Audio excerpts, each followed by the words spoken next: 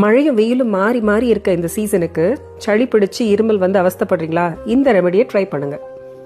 ஒரு வெத்தலை எடுத்துக்கோங்க, அதோட காம்பையும் வாலையும் கிள்ளிடுங்க. ஒரு ஃப்ரெஷ்ஷான ஏலக்காய் எடுத்து அதில் நடுவில் வச்சுக்கோங்க. 5 மிளகு அது கூட சேர்த்துக்கோங்க. பெரியவங்களா இருந்தால் எக்ஸ்ட்ரா இன்னும் 2 மிளகு கூட சேர்த்துக்கலாம். இது கூட ஒரு கிராம்பு, அது கூடவே 1 ஸ்பூன் தேன். இது எல்லாத்தையும் ஒன்னா முடிச்சு பீடா மாதிரி வாயில போட்டு மென்னு முழுங்கிடணும்.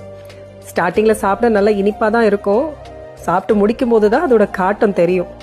ஆனா ஷுவரா சொல்றேன், வறட்டு இருமலா இருந்தாலும் சரி, சளி இருமலா இருந்தாலும் சரி, கண்டிப்பா கியூர் பண்ணிடலாம். ஒரு நாளைக்கு ஒரு தடவைன்னு 3 நாளைக்கு கண்டினியூஸா சாப்பிடுங்க, போதும். இருமல், சளினால வர தலைபாரம், அதனால வர்ற தொண்டை வலி, இது எல்லாத்துக்குமே இது சூப்பர் ரெமெடிங்க.